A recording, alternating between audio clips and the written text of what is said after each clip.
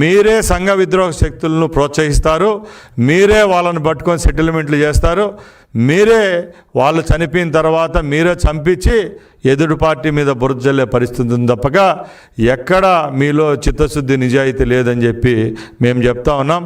అలాగే ఈ సంఘటన విషయానికి వస్తే దస్తగిరి యొక్క పూర్వాపరాలు తీయండి.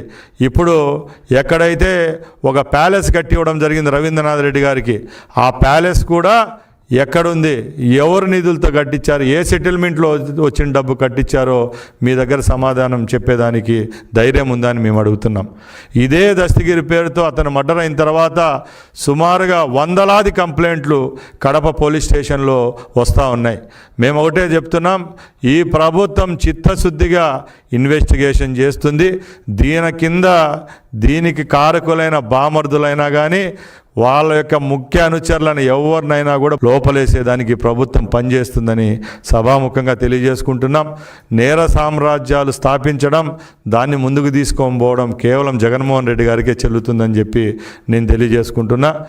ఈ సంఘటన జరిగిన తర్వాత కడపలో ఒక భయం అనేది స్టార్ట్ అయింది వైసీపీ వాళ్ళల్లో. మనము తప్పులు చేస్తున్నాం, పోలీసులు ఉదాసీనంగా ఉండేవాళ్ళు గత ప్రభుత్వంలో. ఈ ప్రభుత్వంలో ఈ తప్పు జరిగిన నిమిషాల్లోనే మా స్థానిక పోలీసులు ఎస్పీ స్పందించడంతోనే ఈ కేసు యొక్క పురోగతి చెందుతూ వచ్చింది.